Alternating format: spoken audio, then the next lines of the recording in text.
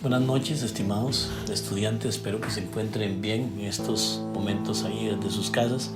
Y en este sentido yo quisiera continuar con lo que es el programa del curso. Entonces vamos a trabajar una parte de lo que es la comunicación y educación ambiental. Esto, digamos, forma parte también para un poco ubicarnos un poquito en el contexto en que nosotros trabajamos. Algo muy importante es la comunicación. Recuerde que trabajamos en grupos y también vamos a hacer una presentación sobre lo que es la teoría de grupos. Y para un poco seguir trabajando lo que son los métodos y las técnicas y estrategias en educación ambiental. Entonces ahora la presentación de hoy, comunicación y educación ambiental, de Richard Hyde y Elena Orozco. Por ahí les envié también el link de la lectura. Nosotros recordamos desde la escuela y el colegio como los elementos que constituyen el mensaje. Entonces, digamos, todo esto es importante para lo que es la comunicación. Recuerdo que decíamos que hay un emisor, que hay un receptor, que hay un código, el mensaje en sí, el canal.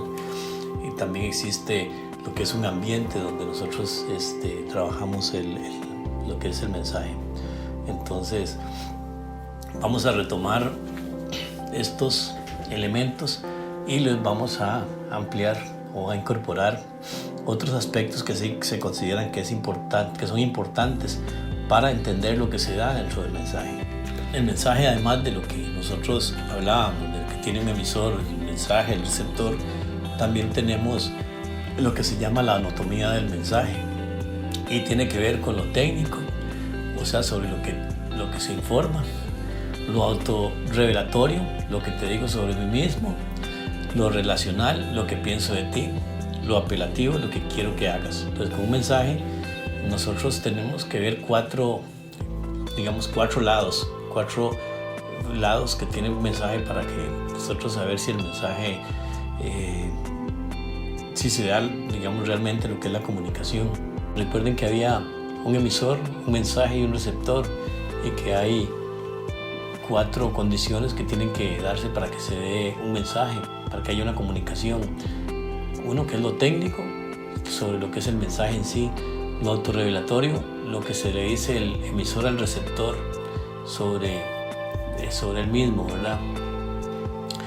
Lo relacional, lo que se piensa del receptor; y lo apelativo, lo que se quiere que el receptor haga. Por ejemplo, si estamos en clases, un estudiante dice: profesor, son las 5 de la tarde. Vamos a analizar entonces.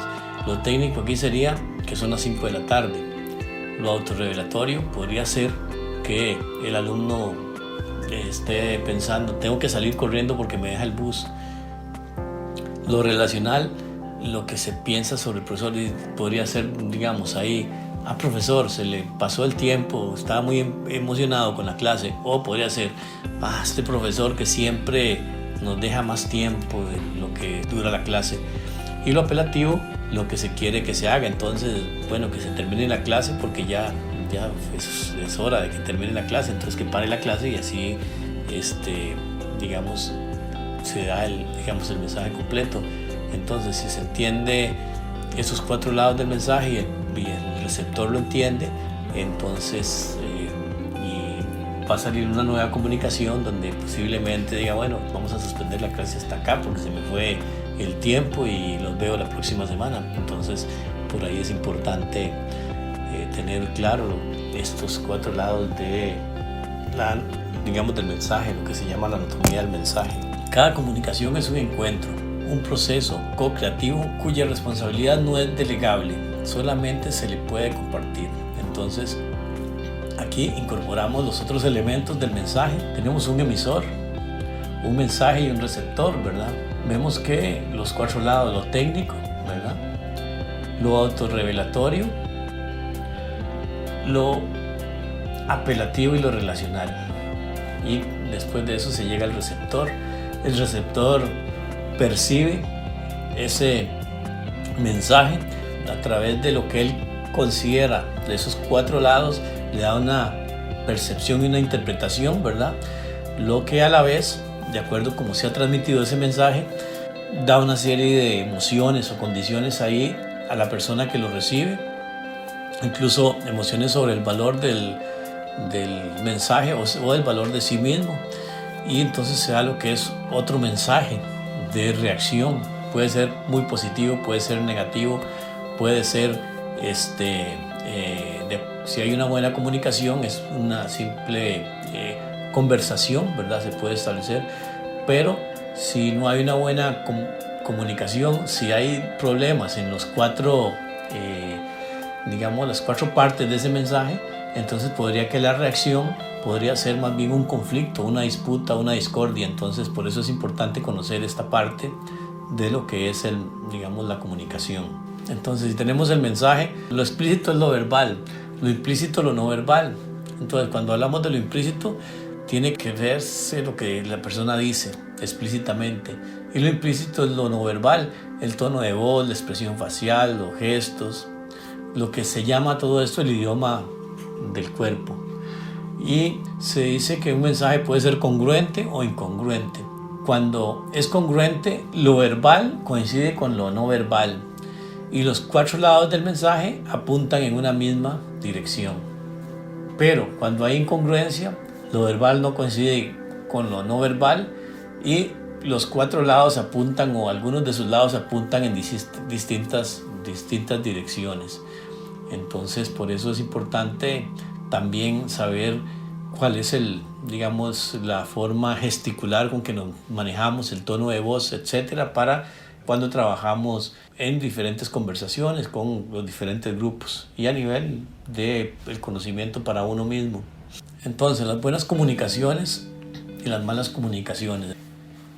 Ahí hay una lista que se las voy simplemente a leer de lo que son las buenas comunicaciones. Dice: buscan o establecen y mantienen un buen contacto, o sea, se acoplan, logran confianza y muestran respeto, escuchan, se orientan a procesos, hacen preguntas abiertas, se enfocan en el tratar de entender, son conscientes de las diferencias culturales, son conscientes de que existen distintas percepciones de la realidad y buscan intercambiarlas para crear entendimiento común.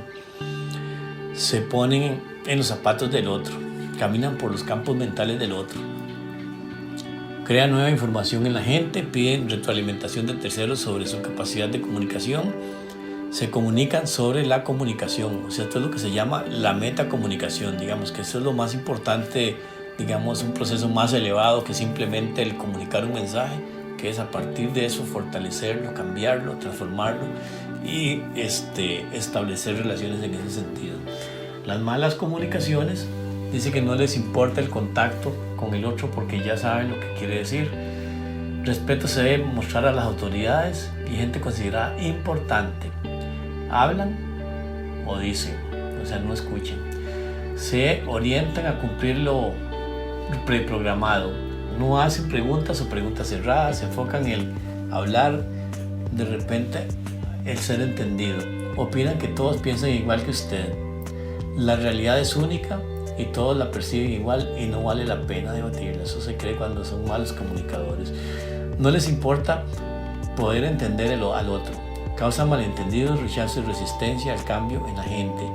Dicen quizás a terceros que la gente es demasiado tonta o demasiado simple para entender lo que ellos dicen. Reniegan sobre la gente. Entonces hay dos formas de hacer las comunicaciones. Buenas, si somos gestores ambientales, tenemos que ser buenos comunicadores. Buenos comunicadores porque tenemos que entender a la gente, o sea, que haya comunicación y no imposición de una visión. A pesar de que un mensaje es congruente según el emisor, todavía puede ser percibido e interpretado en forma distinta por el receptor. Comunicación es lo que entiende y percibe el otro de lo que dices. No importa lo que tú quieres decir, sino cómo el otro lo percibe e interpreta. Esta imagen ahí, creo que no sé si la habíamos pasado en algún otro momento, pero para uno está claro que es 4 y para la otra está simplemente claro de que es 3. Y si lo vemos, ambos tienen razón. O este otro, donde se presenta la imagen de una viejita, ¿verdad? Según como se vea, una viejita de perfil con un pañuelo en la cabeza, o una muchacha muy joven, de pelo negro, con una pluma en el cabello. Entonces depende de cómo sean los mensajes también. A pesar de eso, la interpretación puede ser diferente. Entonces por eso tenemos que aclarar bien cuando tratamos de conversar, sobre todo con personas que son de otras culturas, tienen otra visión de las cosas, de un poco qué es lo que nosotros queremos realmente decir cuando estamos en un proceso de comunicación. Eso sería. Muchas gracias. Ahí la imagen también un poco la importancia que puede tener un gato para una persona o para otra. Entonces por ahí es importante también eso, saber qué es lo que interpreta realmente la gente. Muchas gracias.